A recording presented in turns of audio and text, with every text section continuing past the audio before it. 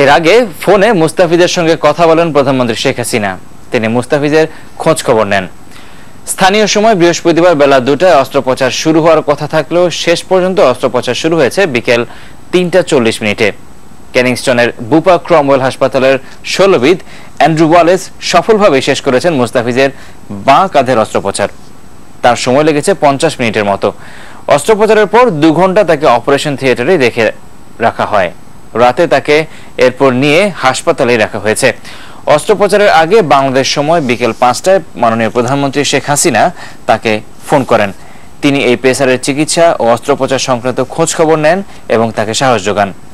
এদিকে board president Nazmul Hasan Papon লন্ডনে অবস্থান করছেন।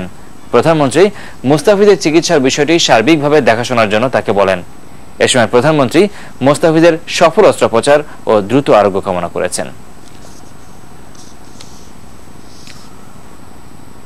ক্রিকেটার মুস্তাফিজুর রহমানের কাঁধে অস্ত্রোপচার সফলভাবে শেষ হয়েছে। সর্বশেষ পরিস্থিতি টেলিফোনে জানিয়েছেন লন্ডনে বাংলাদেশ হাইকমিশনের press minister Nadim Kadir. Bangladesh cricket বোর্ডের সভাপতি নাজমুল হাসান পাপনের সাথে আমার কথা হয়েছে একটু আগে।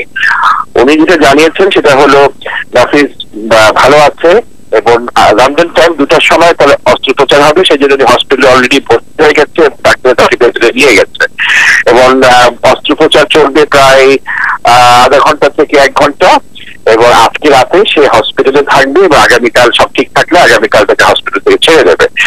এবং এর মধ্যে আরেকটি যে তথ্য যেটা আপনারা জানেন কিনা আমি জানি না, মাননীয় প্রধানমন্ত্রী শেখ হাসিনা ফোন করেছেন এবং হাফিজের সাথে কথা বলেছেন এবং হাফিজকে সাহস দিয়েছেন এবং বলেছেন চিন্তা করার কারণ নাই, পুরো দেশ তার সাথে আছে, প্রধানমন্ত্রী স্বয়ং নিজে ওর সাথে আছে।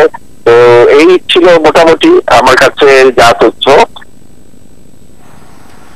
পৃথিবী ছেড়ে চলে গেলেন পাকিস্তানের কিংবদন্তি ক্রিকেটার হানিফ মোহাম্মদ। মৃত্যুকালে এই লিটল মাস্টারের বয়স হয়েছিল 81 বছর। তিনি রেখে গেছেন ক্রিকেটের 22 গজের অজস্র স্মৃতি। 1952 সালে ভারতের বিপক্ষে টেস্ট দিয়ে অভিষেক হয় হানিফের। জীবনের প্রথম ম্যাচে পেয়েছিলেন অর্ধশতক।